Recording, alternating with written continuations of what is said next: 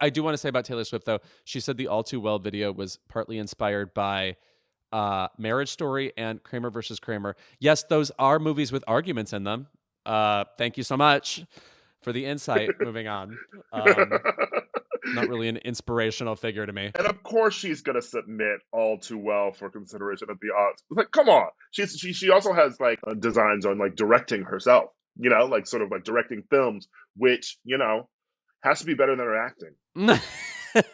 I actually thought she was okay in Amsterdam. Getting run over by a car? Yes, I did, of course, cheer and take off my clothes. I was thrilled. Welcome to Keep It, Crooked Media's show about pop culture and politics and what happens when they smack into each other at an alarming speed. I'm your host, Ira Madison III, a television writer and Fall Out Boy fan. I'm Louis Fertel. I'm a TV writer and Jane Fonda historian. Let's get into it. As we come to the end of the year, we wanted to get everyone presents, but since Cricket will not approve sending all of our listeners iTunes gift cards, we have something just as good. We're going to do a mailbag episode. I have to say these are my favorite episodes. I like hearing what people are curious about. You know how our friend Sam Griezmann made a comment on Twitter recently where he said, nobody on Instagram wants to hear you do Q&As about just anybody. Like, no one's curious where you come, has questions for you. But I think people should be forced to ask questions of other people. I think it's fun. I think he's wrong. Yeah. Look at you calling one of our friends out for once now. I'm thrilled. Yes, it's freeing. No, I love a Q&A, and I feel like it's been a while since we've heard what our listeners think about things. So let's get to a few of our favorite mailbag questions this year. My name is Marvin, and I love hearing your guys' conversations this year on your all-time favorite movies, and I was wondering what makes the list of your favorite albums of all time. My top 3 have stayed the same since I was in high school. And I actually feel bad how often I revisit these things. Like, a part of me thinks I should be more voraciously devouring new stuff all the time, but I'm Midwestern and gothically obsessed with habit, so I have my favorites that I need to keep revisiting all the time. And my main 3 are, my favorite album is Liz Phair's Exile in Guyville, which I brought up all the time in the show. It's funny, crude, heartbreaking. Everything about it is, it's also just a hard rock album. It's a pop album. It has something for everybody. It's as much like I had this horrible relationship, and also now I'm sitting on a plane just looking out the window having weird sort of foggy thoughts about the universe. Lots going on in that album. My second favorite's Amy Mann's Bachelor No. 2, not just because it's named after a game show reference. Her humor, her seriousness, they mix together. And my third favorite is Madonna's first album, which is Lucky Star and Burning Up and Borderline. Everybody, which is her first single.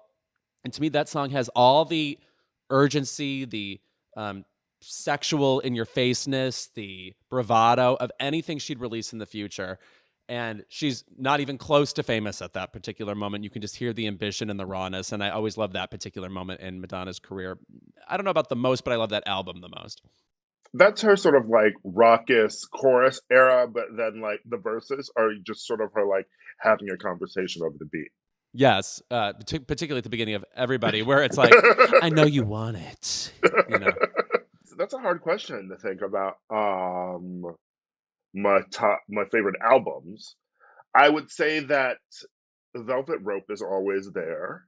And I think, by the way, it's probably crucial that these are albums from the time we started being obsessed with the idea of an album. That I would absolutely say Usher 8701.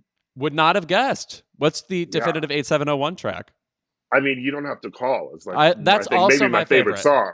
Yes. Yeah. And then I don't know, like I'm probably giving you like Infinity on High by Fall Out Boy. Yes. That triad to me, if someone put those 3 albums in front of me, I would guess, oh, this must be Ira's favorite albums. That's right. Yeah. And that's excluding like musicals, because I feel like that's a whole other ballgame. Yeah. But speaking of musicals, by the way, do you know what I think is an underrated song? Is it If I Could Tell Her from Dear Evan Hansen? It just popped up recently. What a lovely song. It's a very sweet song. It's a very sweet musical. Sweetly sung, yes. Yeah, sweet musical. Deranged movie. Yes. But Long movie too. And it like disappeared from memory as soon as I saw it. The craziest thing about that movie is how they handle waving through a window.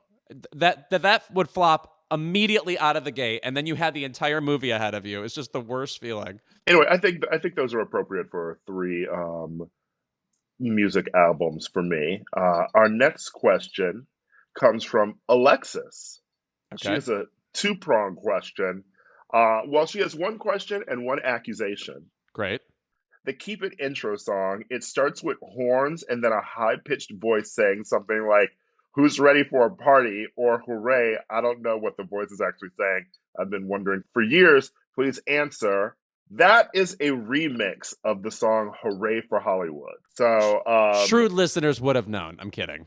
"Hooray for Hollywood," if you know, is from the 1937 film Hollywood Hotel. And it was actually made by our original producer, Corinne Gilliard. Her brother remixed this for us. So I don't even think I knew that. that's where the song came from. I need to be more curious. And what's the second part of her question? What's her second prong? Her accusation is for me. I want to ask Ira why he never brought up Evan Peters' performance in Dahmer or the series in general. Ira mentions being from Milwaukee and an Evan Peters stan, so what's tea? Just wanted to know his thoughts on the show. First of all, I would like to know when I've ever presented myself as an Evan Peters stan. I mean, he does a perfectly good job. Does that mean we're standing? I like her work. Yeah. I think Evan Peters is attractive in certain roles. I don't know that I am, proselytizing for Evan Peters in the streets. I don't have a 95 thesis for Evan Peters to nail to the church door. So let's get that out of the way first. Second of all, I brought this up slightly last week, but I just have no interest in watching Dahmer whatsoever. I mean, I am from Milwaukee, and so I know the Dahmer story, and I feel like I find it exploitative in a weird sort of gross way. And exploitative not so much that I think that other true crime things like that we've seen before aren't exploitative. Exploitative in the sense that, like, what else are we learning?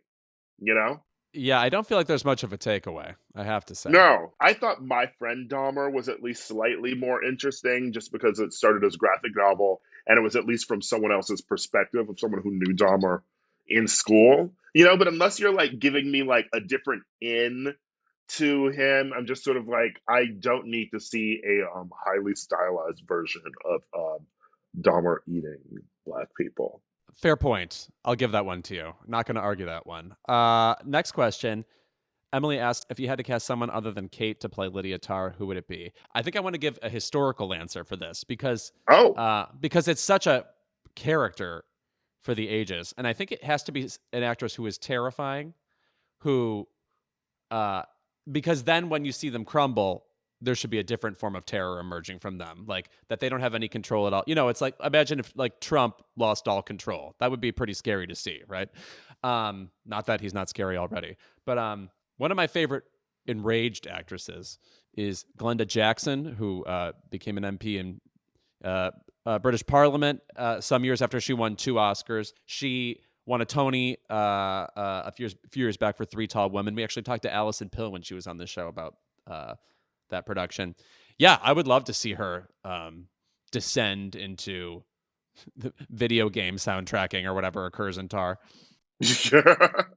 I think I could have guessed that you would say Glenda Jackson, to be honest. I feel like she's got that sort of je ne sais quoi that you love in an actress. She has that kind of Judy Davis, you can see the anger in the neck thing.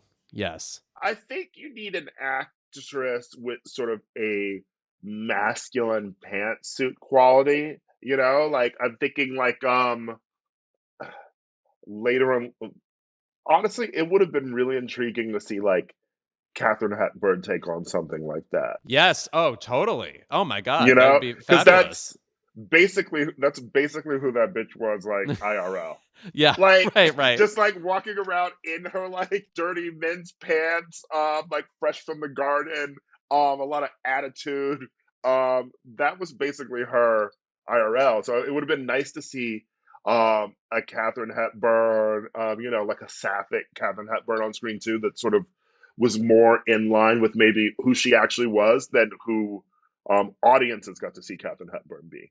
Yeah, right. If she could drop the sort of bringing up baby fun whiz bang and just be a Yeah. centered asshole. It's weird too because I'm even thinking about her roles. I wouldn't necessarily call them overtly feminine, like because the actresses of that era used to be able to have this sort of like acerbic quality that was sort of like knocked out of actresses when you got to like the ingenues. I feel like good ones like Julia Roberts and like Sandra Bullock would have them in certain roles, but like even like Sandra in like one of her sauciest roles, like sort of like Miss Congeniality or something, like Julia probably had it more in certain roles, but like, man, no one really has that, like that bringing up baby, that Adam's rib, that, like that even that Betty Davis, when they're playing like a woman, but also one who just seems sort of like they have this sort of masculine quality to them. Their jokes are harder.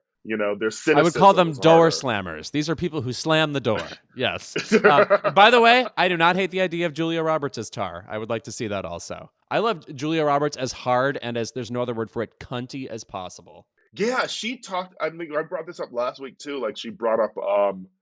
They were talking about 3000 and her Actors on Actors with Patricia Arquette about how like she was originally cast in it when it was originally supposed to be a much darker film. And she was like, I'm supposed to play this? And Patricia's like, I would love to see you in that version of it. I'm like, I'd love to see you in something like that too. Like Julie, I don't think she's fully tapped into everything that she can do as an actress. No, speaking of her and Katharine Hepburn, I would love to see like the Julia Roberts long day's journey into Night. I want to see it get fucking bleak. I want to see her handle like a slow, deep monologue. You know who else? Michelle Pfeiffer. Oh, I mean, I went through 8 different Michelles. Michelle Pfeiffer. Yeah, she's ready for that. When she really tapped into like door slamming, she is fantastic. I think one of the definitive gay moments of my like tweendom is just seeing the commercial for What Lies Beneath and the way she says, your wife. Just the dream enunciation right there. I've talked on this show before about how revisiting that film did not get the desired result. I know. I feel the same way. I revisited it in the past few years. Yeah. It's unfortunately not great. But Michelle Pfeiffer. Yeah. Age of Innocence. Yes, lovely performance. Lucy asks, what is your dream pairing, living or dead, for the Variety Actors on Actors series? Also, why is Taylor Swift doing a Directors on Directors with Martin McDonagh? What are they going to talk about? Do you think she'll submit All Too Well for consideration at the Oscars? Can I tell you something? I would be more like hardlined and bastardly about the fact that she, I guess, wants an Oscar. But I'm sorry, guys. When Kobe won for Dear Basketball, they just threw all the Oscars out the window. I'm sorry. May he rest. It's the worst fucking Oscar win of all time. So, also, and by the way, potentially, have you seen Dear Basketball? It's very bad. It's like a colored pencil drawing and him reading. I want to be clear that that's all it is. Has an Oscar. I would give the paperclip from Microsoft Word an Oscar before that. Okay. So I work at Jimmy Kimmel Live, and across the street at the Hollywood and Highland Mall complex where the Oscars are, there's a giant mural of Kobe Bryant holding an Oscar. Imagine every day at work, I go in, You're clock taunted. in, I clock in, I'm sitting there, I'm doing my little work, I turn around, and I'm haunted by my least favorite Oscars win. That's my life. That's where I live. That's your villain origin. Yes, right. Me mad at the concept of basketball and the legacy of Kobe Bryant. Sometimes Actors on Actors produces dividends of like, oh, these really iconic actors are talking to each other about their craft. But for the most part, you kind of just want to be entertained. And I'm sorry, nothing sounds more entertaining to me than Taylor Swift and Martin McDonagh talking. I think she asks things like, by the way, it's out, by the way, the interview, isn't it? And because she asks him like, What does the finger symbolism in your movie means? She's so, I'm sorry, her intellect level regarding these things is giving high school great books, if you remember great books discussions. It's very well because she's also talking about when she's talking about crafting a product, she's like, I'm crafting different colors, like what's gonna go into it, like making it a different era. And I'm like, okay, yeah, the colors, I mean, Almodovar over here, like for someone thinking of colors, by the way, like except for Lover and literally naming an album Red, her videos are usually sort of like not bright and poppy. I guess the You Need to Calm Down video is bright and colorful, but that's sort of like, giving like MILF money video. First of all, ain't nothing wrong with that. Ain't nothing wrong with that. Listen, we stand Fergie in this house. Okay, Yes, this please. is a pro Fergie podcast. I do want to say about Taylor Swift, though. She said the All Too Well video was partly inspired by Marriage Story and Kramer versus Kramer. Yes, those are movies with arguments in them. Thank you so much for the insight. Moving on. Not really an inspirational figure to me. My movie was inspired by the seminal soccer classic, The Big Green. Oh, you don't have to tell me about Olivia Dabo. Yeah. Wonder Years alumna. And of course she's gonna submit All Too Well for consideration at the odds. Like, come on. She also has like designs on like directing herself, like sort of like directing films, which, has to be better than her acting. I actually thought she was okay in Amsterdam. Getting run over by a car? Yes, I did, of course, cheer and take off my clothes. I was thrilled. We kind of missed out by Cats being such a flop that she didn't really lean into her like McCavity era. Yeah. And it should have been an era. It really feels like this blip, really successful PR move on her part to move on from that. I don't think I brought this up, but I was at a club, and I believe it was like in Europe, maybe it was like London or something, but like it was a gay club, and like they were playing a remix to something, and I was like, what is this song? And then I realized it was Taylor Swift singing McCavity. Oh my gosh. Wow, that exists. You can buy that. So shout out to her. Whack. Lucy's first question, your dream actors on actors pairing, living or dead? I think the deal is, as you said, you want it to be entertaining, and two people who are effortlessly quotable in addition to having wild careers. It would be Bette Davis and Elizabeth Taylor. I like that.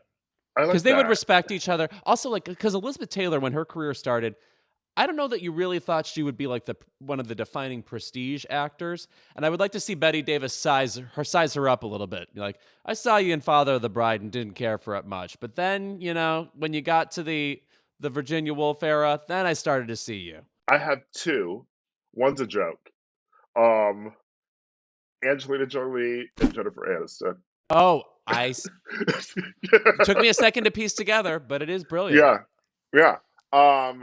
But my real one, and this is Lewis bait, but Anthony Perkins. Okay. And Rock Hudson. Oh my God. We would learn so much, or it would stay closeted entirely. I have no idea. We would either learn a lot if we're in this imaginary universe where like they're both dead people who are back and like doing an actors on actors now, like knowing what we know about them now. I feel like we learn a lot, or we get a really sort of like queer coded tense interview where they're not talking about anything, but they're talking about everything at once. Right. Yes. That I do love. Also, I mean, I want to say about Anthony Perkins, I think when we think about closeted actors of a certain era, we maybe think, oh, their career was so important to them, and then being gay was this thing they shuffled off to the side and didn't think about or ignored or whatever. This is a man who wrote a murder mystery with Stephen Sondheim. So, I mean, some real active faggotry was going on his part. I feel like at some point it was going to pop out. The one thing that we ignore is just the fact that tabloid gossip has gotten so much now that like you have paparazzi following people and you can dig up things on everybody. The real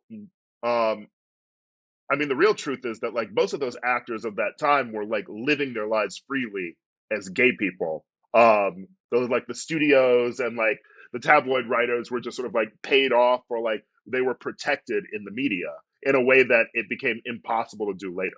Right. Also, like Tony Perkins would go on a set up date with a woman, and then if they took 2 pictures of that counted as, oh, we now believe you're heterosexual for 10 years, you know? Yes. Meanwhile, he's on a date with, where's that famous picture Oh, of Tab him, like, on a Hunter. date? Yes. Him and Tab like sitting next to each other, and they're women on the opposite sides. It's like, we know what's going on here. Yeah. I mean, it really could only be one thing, guys. Okay.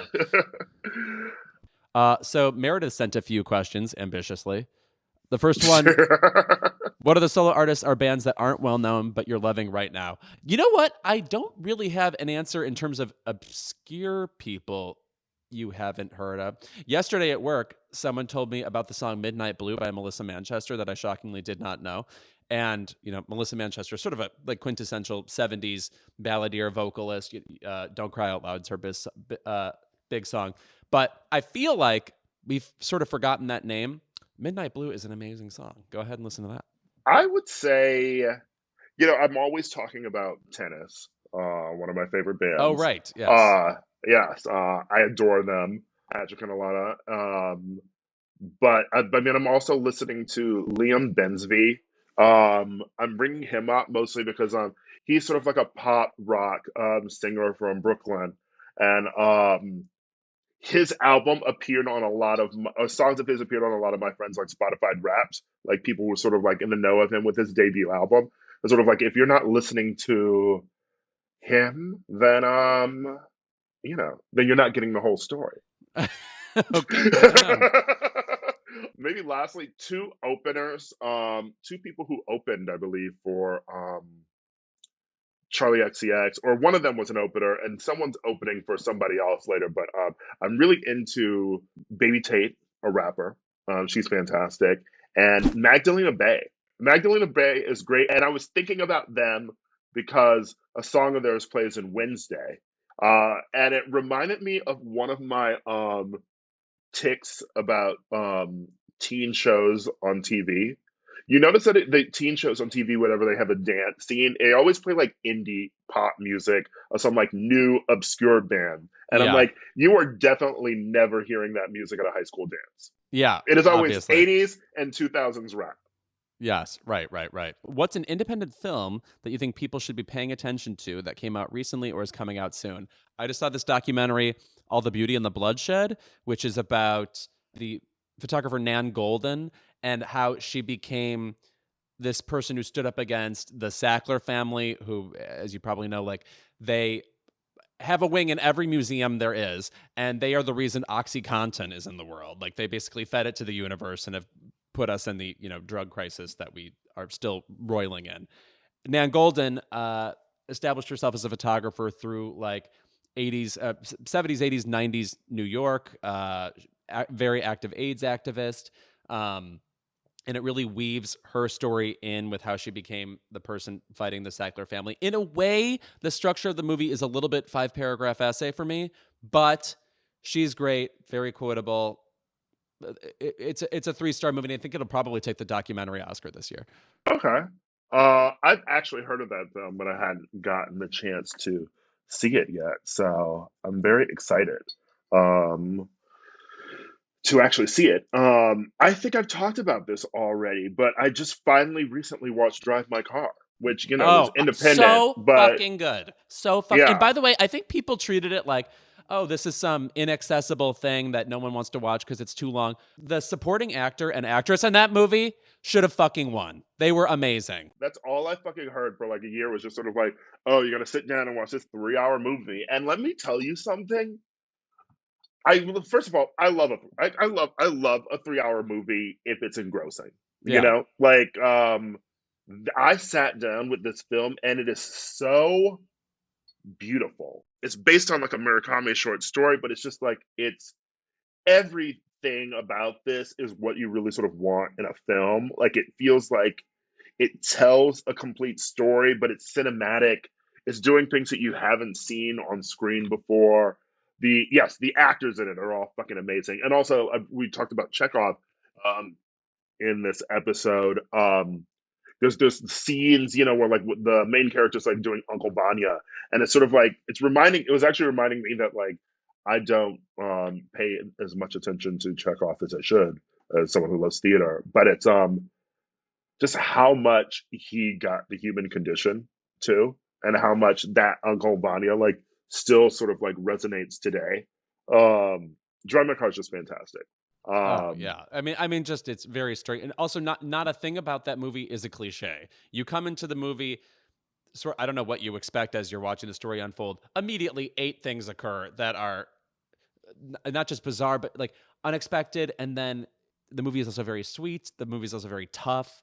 Lots going on. Anyway, great recommendation. Yeah, I mean, it truly takes the story too of someone who discovers like that their lovers like having an affair and turns it on its head. It turns it on its head in the sense that it makes it very human instead of Yes. like going for like the melodrama. So if you haven't seen that, sit down and watch it.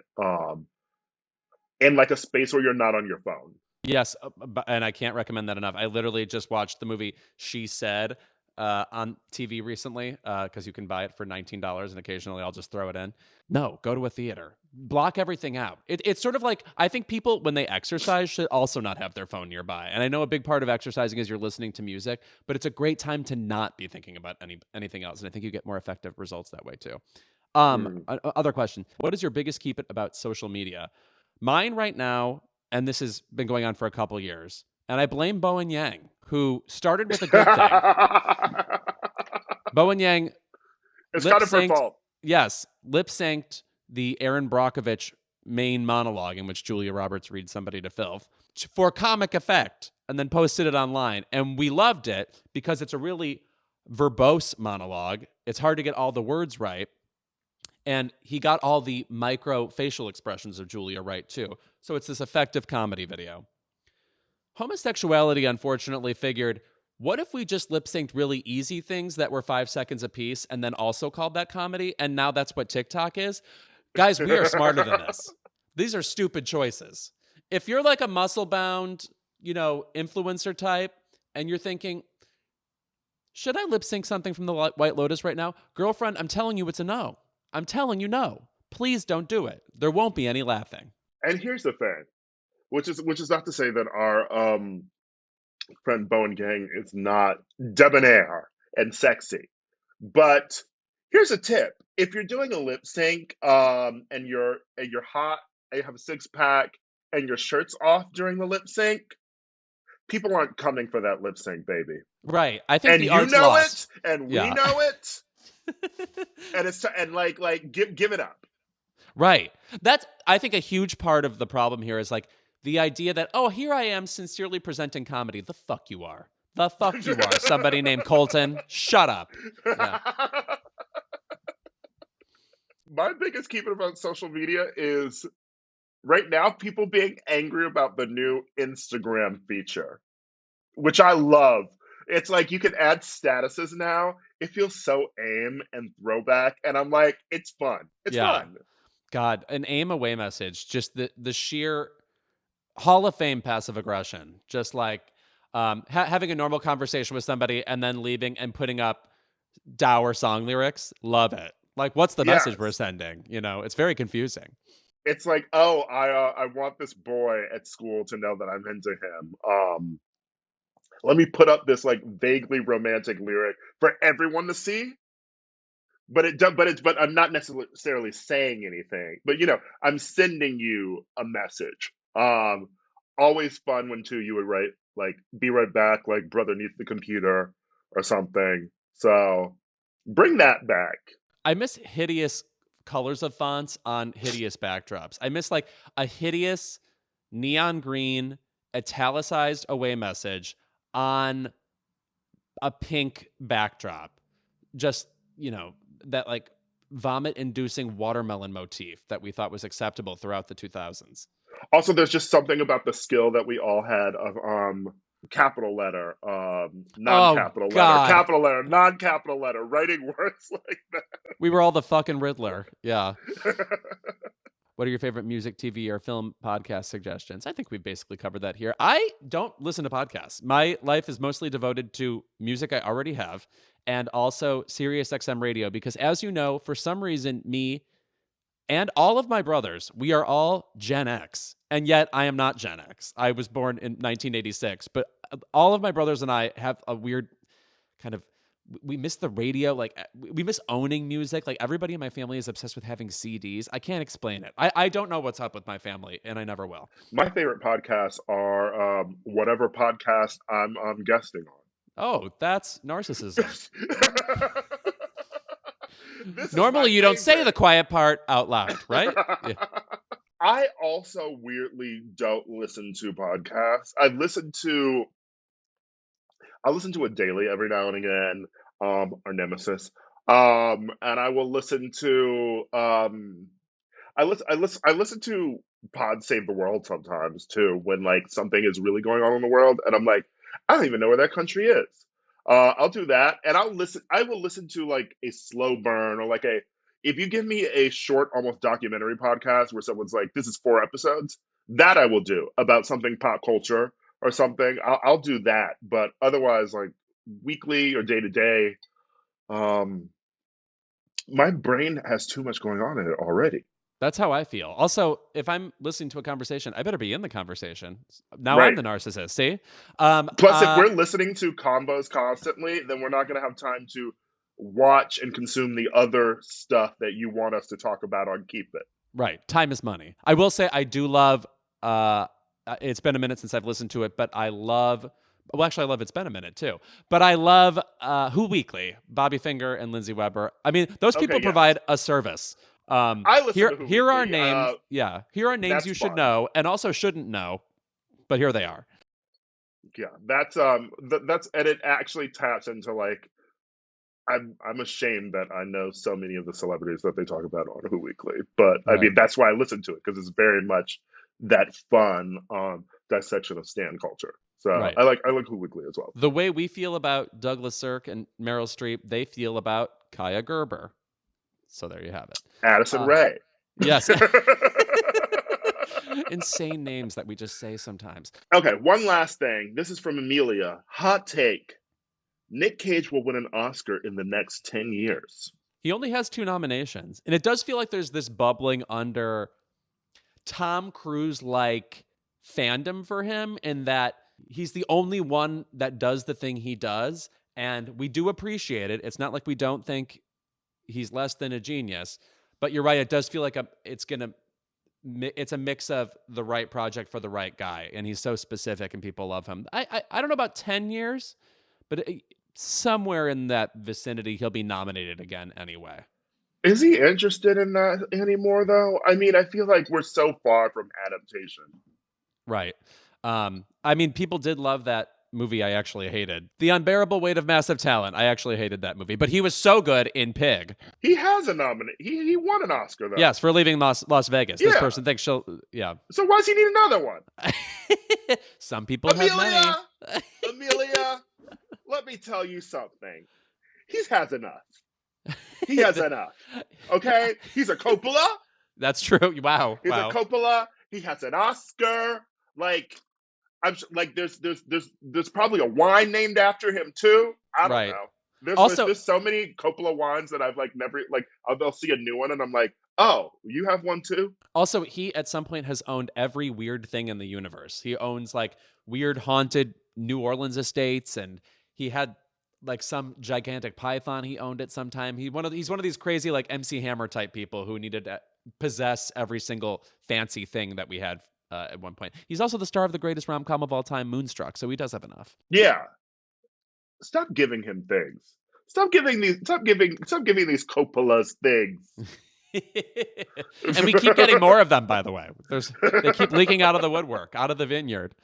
I want the definitive Coppola family documentary. Yeah, it's time. Oh, and guess who's going to make it? The person who can't stop talking about the Coppolas, Francis Ford Coppola. All right. Well, I think that's our episode. We did a good job. Yeah, we did a good job. We gave you Keep It's in there. We gave you thoughts about Nicolas Cage. Mine were complicated, and so were yours, it turns out. I'm glad Amelia stuck her neck out with that weird opinion. Yeah, she's probably a Coppola. No kidding. Right.